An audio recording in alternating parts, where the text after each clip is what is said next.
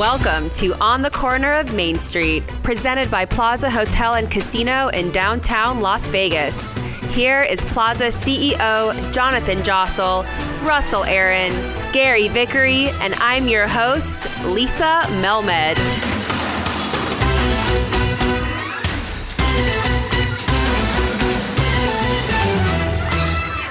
How's everybody doing today? Hey, good morning. We're doing great. Thanks for having us. Good morning. Thank you. Let's start by going around and introducing ourselves. Cool. Hey, I'm going to go first. My name is Russell Aaron. I'm a developer here at the Plaza Hotel and Casino. I work on the website and the booking engine, and I help make it easy for you to buy tickets and come down and enjoy what's happening on down here at the Plaza. Nice. Gary, how about you? My name is Gary Vickery. I'm the Director of Hotel Operations here at the Plaza. So after Lisa engages them, brings them into the property, and Russ goes ahead and takes care of all of their booking information. I'm the first person that they see at the front desk, be able to greet them and give them that great experience. You really see it all. I see a little bit of everything, and I'm sure we'll get into it as we move along. Jonathan Jossel, our guest of honor, tell us about you. Good morning, everyone. Great to be here with you. My name is Jonathan Jossel. I am the CEO of the Plaza, and I am excited to be joining you to do this podcast. Hopefully it's going to become something of a regular occurrence for us, and we'll have some fun, tell our stories, and share some insights. You'll hear from us every week. We're going to have guests on the podcast. We're going to talk to you about what's going on downtown, what's going on at the Plaza, and what it takes to run a casino, all the behind the scenes that you're curious about. If you have any questions, please email us at podcast@plazahotelcasino.com. You can tweet Jonathan at Jonathan Jossel, or you can tweet the Plaza at Plaza Las Vegas. You know, something, Lisa, that I'm really excited about for this podcast is we're going to get to hear Jonathan's perspective of what you saw when you first came to downtown to what you're doing now. And, you know, that's something that first attracted me to downtown was I started going to the Smith Center, and we would come over here to eat, and we'd park here, and we would see comedy with Louis Anderson. Like, that was the first impression I had of the Plaza, and I'm happy to be here. Yeah. Thanks, Russ. As some people say, it's a 12-year overnight success. I mean, so much has changed downtown. What do you think first-timers should expect in downtown Las Vegas? It's a totally different environment to what you would have seen prior, but today you're coming down here, and what's impressed me, if we're talking about right now, is how event-driven downtown has become. Every single week and weekend, you're literally seeing a wide variety of events, from concerts to the Fremont Street Experience to First Friday to festivals, to comedy shows, to things that we're doing here, demolition derbies. It's become an event-driven neighborhood, and I think that's a big part of why downtown's become so successful in the last few years, is how much energy and excitement there is down here is bringing people here. There is so much energy, so much change. We're sitting here in Oscars, and you can see on Fremont Street, they're building a new LED wall. They're building up this huge casino right next to us. There is a lot happening down here, and it's an exciting time to be here. Best place to be on the corner of Main Street. When we talk about like entertainment, we're doing so much here at the Plaza. We have our demolition derby, and we have concerts and like the pool events. Like, from what you fireworks, and the fireworks are my favorite. Like, we have so much to talk about with fireworks. Like, I want to do a whole episode with fireworks. But my point here is, like, with so much entertainment, do you think it's easy for somebody who likes a wide variety of things? Like, do you think they'd really be happy with all the things you can do downtown? I feel like there's always, like you were saying, there's concerts, or there's something to go attend, there's something to go see, there's always some kind of tournament you can get into. What attracts you to downtown? You've touched on a very important subject here, Russ. Thank you. In the old days, people loved downtown Las Vegas, but there wasn't nice hotel rooms, there wasn't nice restaurants, there wasn't shows, there wasn't entertainment. So you had this really cool historic area, which is downtown Las Vegas, and people would say, let's go visit downtown, and what they would do is they come and check the Fremont Street Experience out, because really in 2004, 5, 6, 7, that's all there was. Sure. And they would leave and go back to the Strip. But what you've just touched on is, today you have the Smith Center. You have all the hotels, almost all the hotels, have upgraded their hotel rooms. There's new restaurants. There's the Fremont East Entertainment District. There's now the Arts District. There's the new Downtown Event Center. There's the Core Arena. There's so much more to do down here. And so in the old days, I think there was this idea of, oh, it's historic, it's neon, it's cool. We got to go see the Pioneer sign, the Cowboy, whatever. But then you leave. Today, they're staying down here, they're eating down here, they're gambling down here. Everyone's upgraded their casino floors. Not everyone, but there's a few new pool decks down here. So there's so much more to do, and there is something for everybody. So it is a reason for people to come down here and actually stay down here, as opposed to 10 years ago, 12 years ago, was just, hey, let's check it out. But we're going to go eat at the Strip. We're going to go walk around the Strip. And I think downtown has kept some of its value as well as prices have increased. I think you could still find great odds. You can still find a great variety of slot machines down here on the casino floor here, as well as in the rest of Fremont Street. And I think it really brings, the value and entertainment that you're looking for. The people are accustomed to when they hear about Las Vegas, if they've never been to Las Vegas before. Downtown, I think, encompasses all of that now. Value is very subjective, but you are correct. If you're going to gamble and you're looking for a better, longer experience, people are coming downtown for that as well. Whether it's slots or table games, there's better value here for sure. Yeah, I mean, I just look at the Plaza directly, and having 3-2 blackjack for somebody who's into gaming, I'm somebody who is into gaming.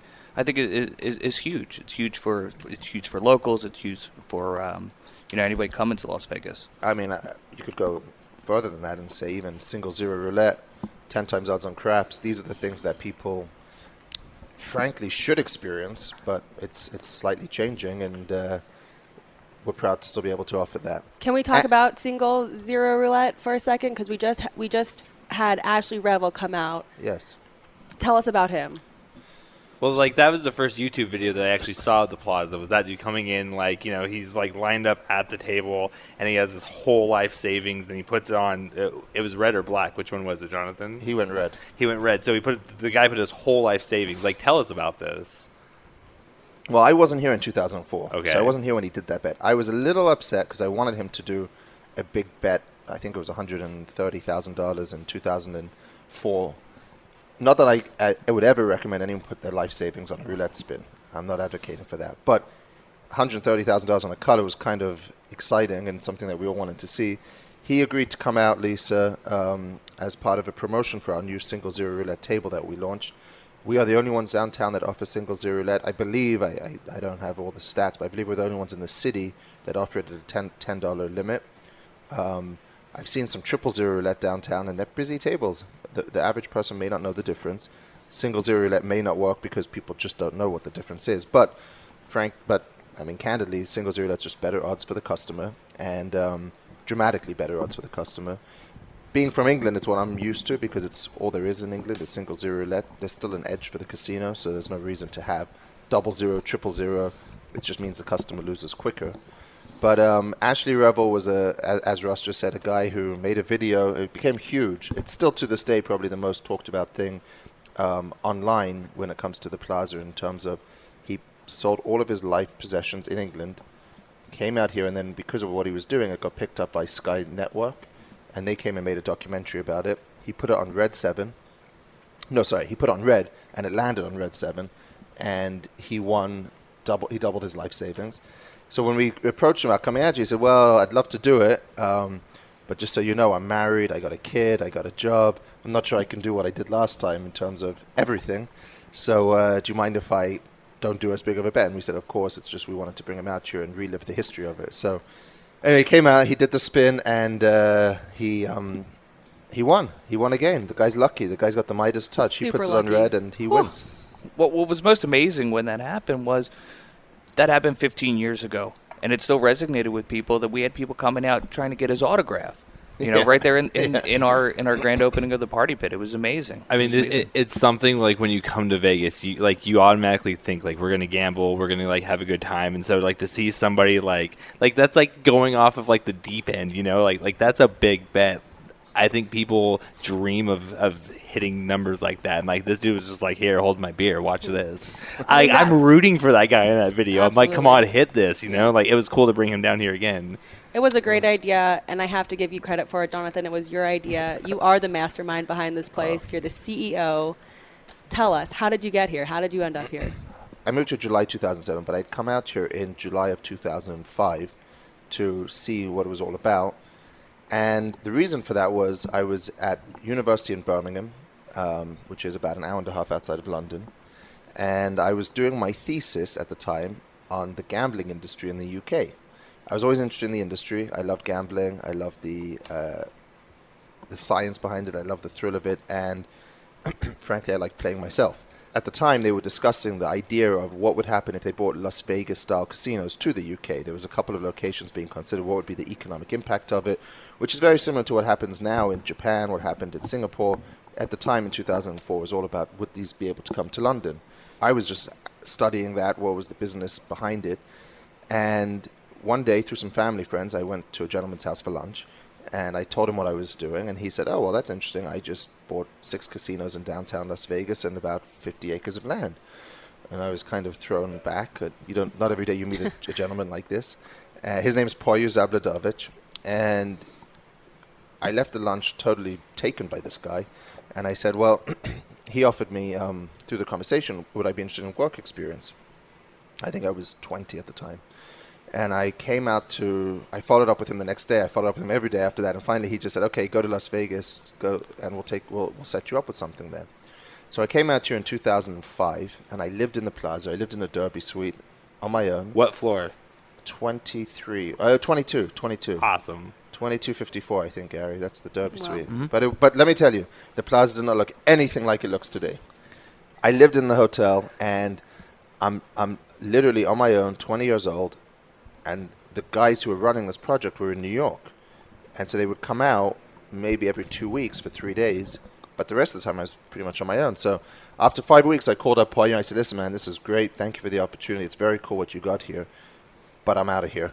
There was nothing. So if I tell you that the Plaza wasn't what it looked like today, the Fremont Street experience wasn't what it looked like today, there was none of the entertainment. There was no stages. There was just the light show, the canopy. None of the hotels had been upgraded. So when you walk to the end of Las Vegas Boulevard, there was nothing to do. There was no bars. There was no restaurants. There was no nice hotels. There was no entertainment. And I'm 20 years old and on my own in downtown Las Vegas. I was like, all right, I'm out of here. So I left, but I made good contacts within the company.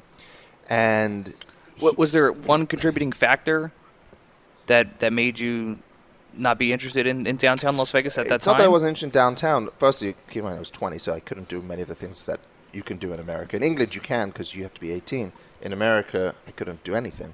Okay. Drinking-wise, gambling-wise. And then the other part of it was it just wasn't ready. It was his vision was that downtown was going to be revitalized because he invested in Times Square in New York. Poyu. Yeah. He invested in Times Square in New York in 1989 with the vision that it was going to be revitalized. Times Square was going to become the center of America. And everyone told him, you're crazy, that's not going to happen. And of course, he was brilliant. It's the center of America today. The idea was that downtown Las Vegas could be the same thing, but I'm sitting here in 2005 thinking he's a little ahead of the curve. There's nothing here right now, and it's going to be a longer project. So after 5 weeks, I thought, I've seen enough, and I perhaps didn't have the same foresight and vision he did to stick it through back then. Again, I was 20 years old. So I made good contacts within the company. I left, and when I finished university 1 year later, they offered me a job in London. So I worked for Poyu for 2 years in London, and I was kind of ready to challenge myself, try something new. Were you still doing casino stuff? No, nothing to do with casinos. Okay. Nothing, just real estate. All real estate. Were you still like reading? Like I imagine, like when you're going to school and like you become obsessed with something, or like it's your life. Do you keep reading trades, or do you keep staying up? I was gambling. Oh, okay. You were doing hands-on research. All right, hands-on research, exactly. I was still researching. I was still following along what was happening, but Las Vegas was moving a little. Downtown Las Vegas was moving a little slower at the time. And anyway, in 2007, he walks into the office and he says, listen, I need someone on the ground in Las Vegas. I'm having issues. I've had to buy out my partners. It's all changed out there. And by the way, there's a little bit of momentum in downtown. You might want to go out there. So I said, I hated it. Why would you want me to go out there now? I didn't hate it. That's harsh. You couldn't go far off of why am I going to leave my Fremont? family, go live in downtown again? I was just there 2 years. So he says, it's changing, trust me. So I got on a plane. It's changing, London. Trust me, and you just jumped on a plane. Yeah, I did. All right. I jump on a plane. I fly here in 2007, July. And I'll never forget, I come to the Plaza, and one of the guys who was working from New York was here, and he said, hey, it's Thursday, and we all go to this bar for happy hour. So I was like, wow, there's a bar? Like, this wasn't happening 2 years ago even. So I went to the downtown cocktail room, and that first day I'm here, I met 2 guys who to this day are still good friends of mine. Michael Cornthwaite, who owned the downtown cocktail room, and Sam Cherry, who was this young guy building a high-rise in downtown. And I looked at these two guys. One owned a bar in downtown, one owned a high-rise. I said, wow, it has changed since 2005. There really is some momentum here, and young people are getting involved. And for the next 3 months, I spent pretty much I was 21 now, I was 23. I spent every single day in the downtown cocktail room, because it was the only bar other than Beauty Bar and Griffin. I don't see you at Beauty Bar too, so No, yeah. I wasn't at Beauty Bar. At the time when you came back in 2007, were you still living on property? Oh, I lived in the Las Vegas Club. In the Las Vegas Club? I lived in the Las Vegas Club on the 15th floor. I had a suite with a tub next to the bed. There was a round tub next to the bed. The bed was huge. It was like a retro... Is this like a penthouse? It was a penthouse in the Las wow. Vegas Club. Again, you say wow, but the Las Vegas Club wasn't much to wow about at the As time. you're telling me this, though, like I'm looking, like Lisa said, across the street from Oscars, and like I'm kind of envisioning you, like young Jonathan at 21, running in and out of these hallways. Yeah, and, like, there was a little bit of that. There was a little bit of that. But I knew in order to make something of my life here in Las Vegas, I couldn't live in a hotel. I had already done that before. Living in a hotel was not for me. And so I began looking at a high-rise. And Sam, who had just opened Soho Lofts, was like, well, we'll lease an apartment here. So I leased an apartment. I think it was about 4 weeks after I moved here, I got an apartment. Again, Poyu was very much the key behind all of this. He helped me get the apartment. He brought me to Las Vegas. What He was your the- role while you were here? So I was the director of real estate for Tamara's, who owned, at the time, think about this, they owned the Plaza, the Las Vegas Club, the Westin, not the Westin, but Western, on Fremont. East Fremont. East Fremont, Fremont and 10th, Yep. between 9th and 10th. They owned the Gold Spike. They owned the Queen of Hearts, which nobody even knows about. They owned the Nevada Club, and Oh, they wow. owned the Ambassador Motel. They owned about another 30 acres of land. So I'm out here, and we owned the buildings in East Fremont that we still own today. So he owned all those properties, and I was out here helping to manage the real estate. Keep in mind, Tamara's doesn't have the gaming license, so they weren't doing any of the gaming or day-to-day operation. They were managing the real estate. Somebody else owned that business. Somebody else was managing the operation of those businesses. We were doing the real estate. There was visions. We had boards to build a high-rise for residential. We had boards to build a new museum. We had boards to put in new restaurants. And then July 2007, when I moved out here, about 2 months later, the market crashes, the Great Recession begins, and all our plans are put on hold for future big development. But I was already here, and I already, at this time now, I'm not saying that I had such great vision, but I believed in what I was seeing. I believed downtown was going to happen in 2007. In 2005, I didn't believe it. 2007, I saw enough momentum, even though the recession was taking place and everything was going bust, for lack of a better word, and struggling. And ourselves, particularly the hotels, were doing badly at the time. It was an eye-opener to me that this could become an area that I believed in, and I committed myself to it. And if I could give anyone advice, especially you young guys on the podcast, it's perseverance and persistence. Because a lot of people today don't have the persistence. They jump ship at the first opportunity. They don't want to see things through. But that persistence gave me the opportunity to be where I am today.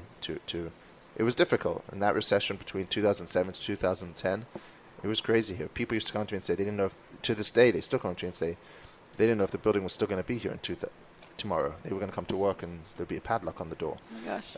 And that's what was happening all over the city. It was a scary time to be here, but it was a great opportunity to learn the business. Good for you for sticking it through. Thank you. And then how did you switch from the real estate side to the gaming side? Well, did you have any friction with the people that were still in operation at the time when you came over at 23 years old, kind of as the director of real estate? So I think there wasn't that much friction because, one, I was so young. I don't think that anyone saw me as a threat.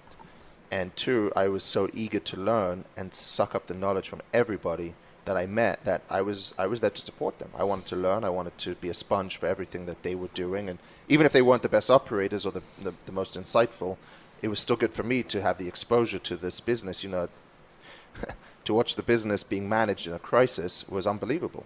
And I don't think there was friction until maybe later on when I finally wanted to become the CEO and realized that I thought I could do this job. But even then, it was fairly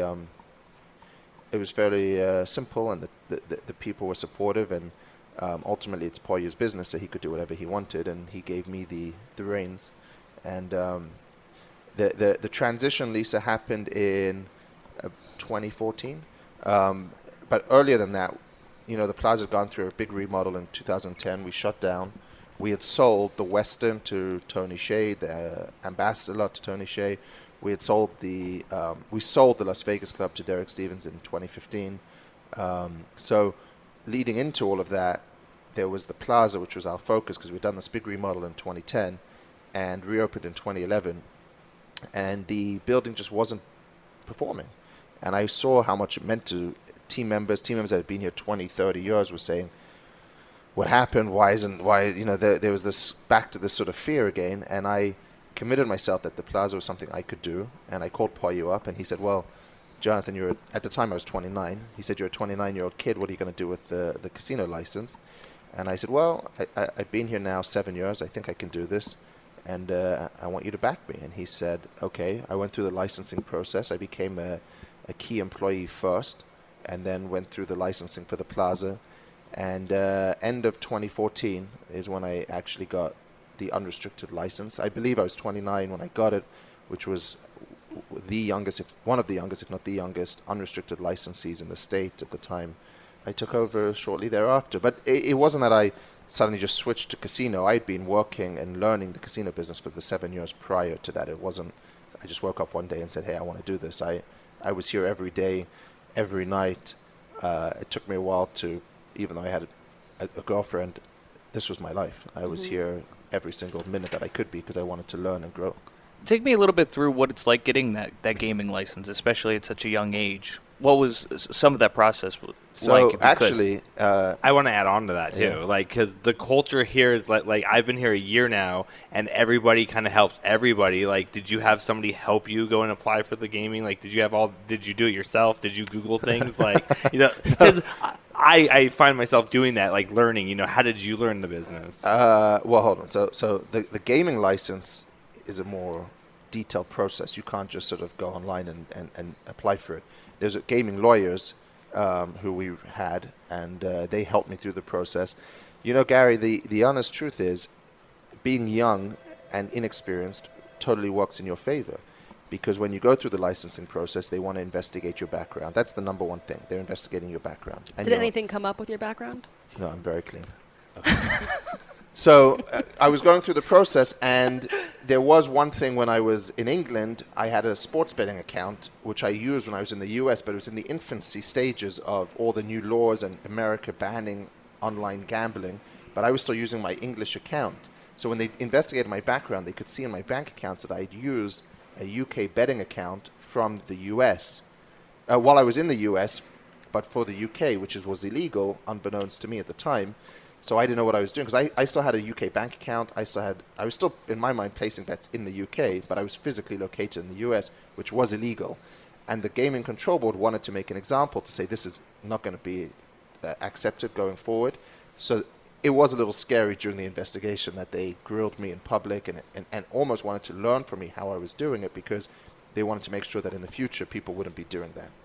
But the idea of the process, Gary, was easy because other than the sports betting issue, I had no history. I had no trust. I had no background. I had no multiple offshore accounts. I had no other jobs. I had no other ties to anybody. I was a 29-year-old, and the only previous person for them to speak to was my school teachers.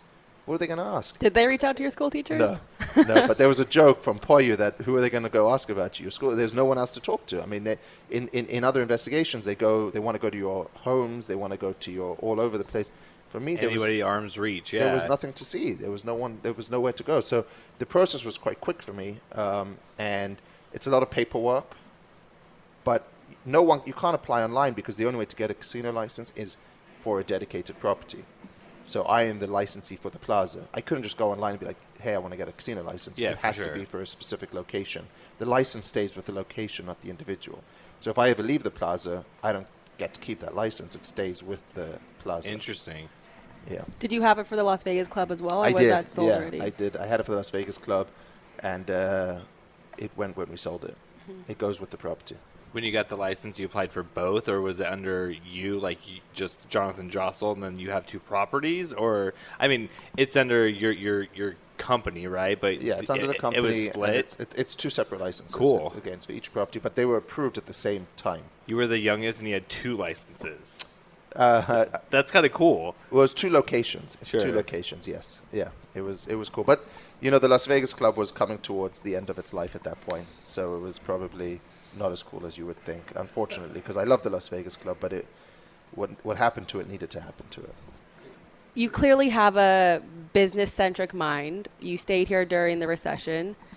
I think I've heard a story before of you in middle school or high school or when you were younger, already starting your first business of selling, what was it, pagers or cell phone cases? Well, no, I sold cell phones at school, but when I went to university, two friends of mine, one of them was this genius. It was 2002, and he was really good on eBay. And in 2002, eBay was brand new to the world. And I didn't know what eBay was. He said to me, hey, there's this thing called eBay. We should look into selling stuff on there. So I said, what is it? And he showed me it's like this auction site. So my father was in the electronics business, and we went to his warehouse to find things that we could try to sell.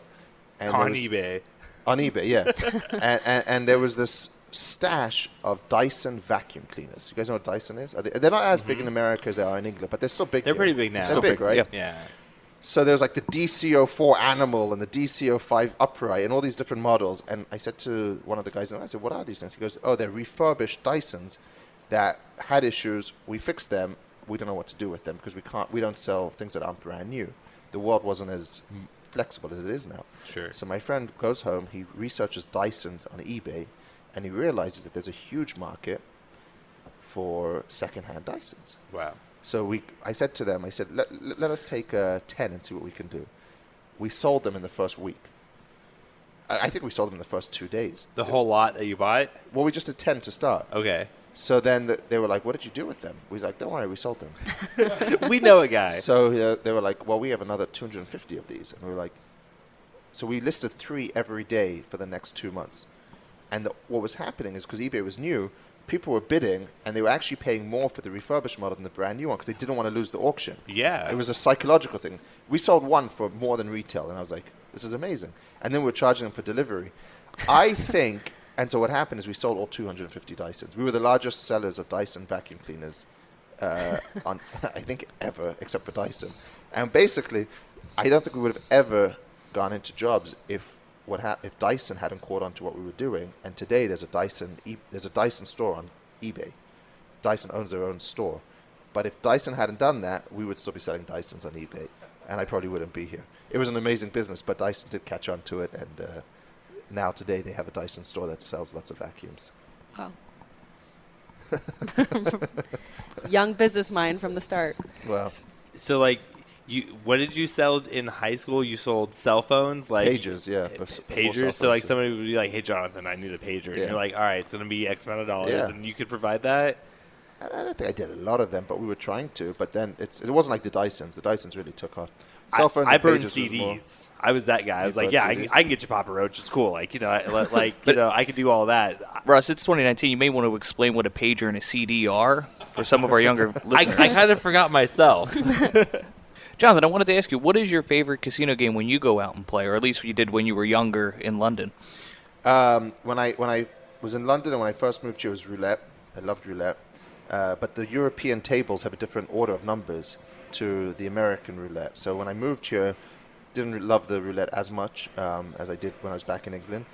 So I played more blackjack, and blackjack I'd play anywhere, to be honest with you. I wasn't site specific. Wherever I was, I would play a little bit if I was out, or I wouldn't leave my house and be like, I'm going to go play blackjack now. But if I was out, when I was younger, before that, it was online poker. I loved online poker, especially when I was at university. Haven't played online poker in probably 15 years though, or even live poker. I just don't have the patience anymore for it. I know that'll hurt you, Gary, hearing that, but poker's just a dying game. I'm sorry to tell you. Can you play roulette here at the Plaza? Can I personally play roulette? Absolutely not. Why not? Well, if I win, I'm taking my own money, and if I lose, I'm giving myself money. There's a term for that, and it isn't good. Has your gaming taste changed over the years? Yes, 100%. So I love you for asking that question. I do believe people's tastes evolve. I do believe you change your likes and dislikes as you get older. And today, sadly, I don't mind a slot machine from time to time. I like a game called Ultimate X. It's a video poker game with multipliers. I'm sure everyone knows it. I like occasionally playing video poker. I don't mind pinball, the classic pinball game, the old top dollar game. So, I mean, I don't play slots actively, but I enjoy them, and I did not 10 years ago. So, yeah, I'd say my tastes have evolved a little bit. Do you enjoy the Buffalo? Or do you No, every now and again? No, I haven't really got into reels yet, but I enjoy watching people play them, and I enjoy understanding the games. I understand them. I just personally wouldn't sit down and play one of them. But I there's so many variations of Buffalo, Gary. You'd have to ask me specifically. I mean, I think we have 8 variations of Buffalo ourselves here, maybe even more. So. Is that like a slang Do you have a term, specific one? like the Buffalo? Like, is there more for like different games or different vendors, or is that just like everybody knows Buffalo Buffalo is a theme that's owned by Aristocrat. Okay. And they started with one version of it, and today there's, like I said, probably a dozen types of Buffalo. Buffalo Stampede, Buffalo Gold, Buffalo this, Buffalo that. There's just a bunch of Buffalo games, but it's just one theme that Aristocrat owns, and everyone's tried to knock it off. So there's been Rhino, there's been Bison, there's been, you name it, there's been a version, but for some reason Buffalo's the most popular animal. Do you still live downtown? Technically, yes. I used to live in a high-rise downtown. I did live in a high-rise for about 8 years. And then when we had our first baby, almost 4 years ago, we moved into a house, which is in the historic neighborhood.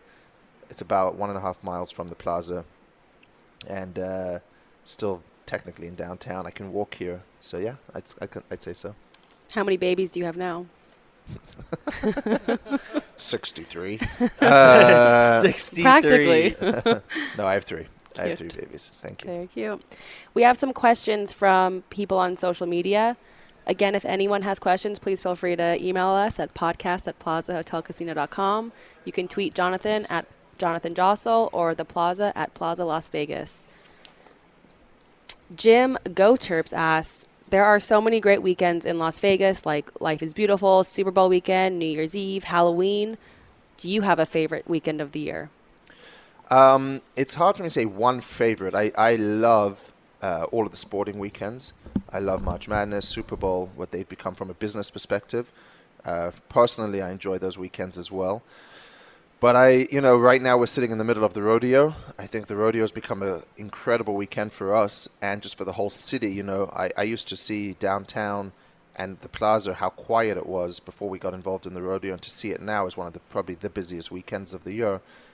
It'd be hard for me to choose a better time of the year. Also, the rodeo brings such great people to town, so much energy, such nice people that it might be becoming one of my favorite weekends. Even though I understand very little of the culture and I'm still learning it, it might be becoming one of my favorites. But overall, I'd probably be a mixture between, not a mixture, but either, I don't have one. I'm sorry. I'm going to punt. But I'd say either March Madness, rodeo, or the Demolition Derby.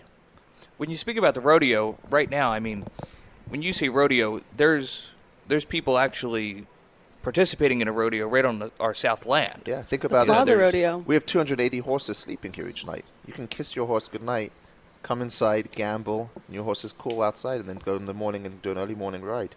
Where else in the world, other than the South Point, because I respect them greatly, can you put your horse to bed and then come inside, gamble, eat, and partake in all the fun that Vegas has to offer? Mm-hmm. Well, it's unbelievable that there's horses and there's steer just sitting right here in downtown Las Vegas. It's incredible. I was driving to work on Main Street in Bonneville. A guy was walking his horse down the busy road. I think you mean on the corner of Main Street. On the corner of Main Street, exactly. Mm-hmm. I mean, like what you just described, Demolition Derby, and we've had like monster trucks, and we've had other events that all happens in our arena. Like what was it like to bring? You brought a whole venue down here, and it's a different change of pace. It's not for concerts. It's not for like the normal atmosphere. Like you've injected that downtown. So I love that being a privately owned company, being the CEO, we can try anything here.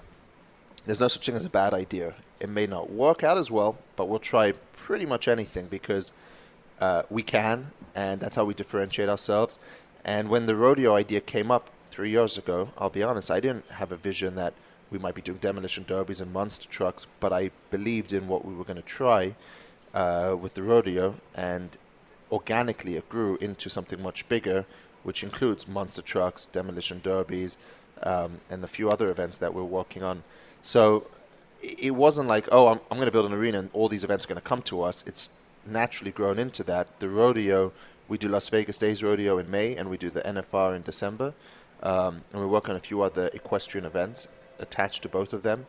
But those are the two foundations of trying this out, trying out this arena. All the other stuff is sort of evolved. Experimental. And I'm a big believer in trying new things, bringing new people to downtown. Demolition Derby sold out 2,500 tickets.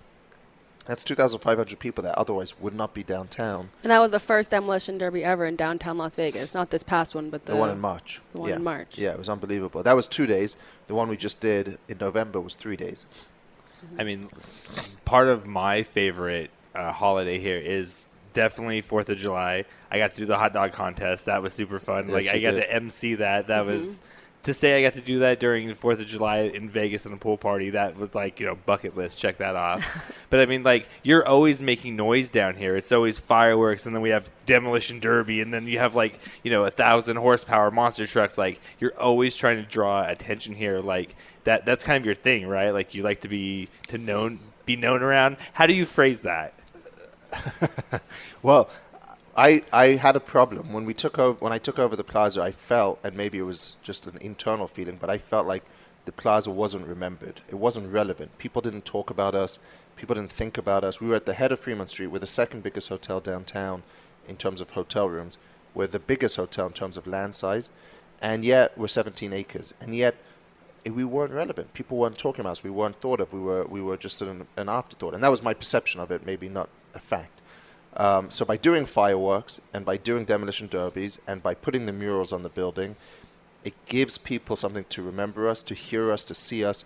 It just reminds them that we're still here and we're still making noise and we're doing okay. And that's my way of reminding everybody that we're still going. We're the place to be downtown. We're the place to be downtown, and we will have the biggest fireworks show we've ever done on New Year's Eve, which I'm very excited about. It's going to be good. We're going to have a party in Oscars here, too. Another question from 530 Ace. What growth opportunities do you see in the future for the plaza and for downtown in general? So I think the obvious thing for downtown is more hotel rooms are coming online, which is great. We need more people staying down here, and new product, nicer product, which will attract new audience downtown. I think the other big opportunity is new convention space. There's a new convention space being built to the west of the plaza, which is going to be very, very good for all of us down here. Conventions fill midweek occupancy. So I think that's a huge opportunity, plus the fact that we just remodeled our convention center, so we're going to have new space available. And for the plaza, what I'm most focused on is continuing to do new rooms. We just did 120 new luxe rooms, and that's a big deal for us. That's our nicest room product we have, and I think that's going to be really, really cool. That is really, really cool, but to have more like that is something that we're working on.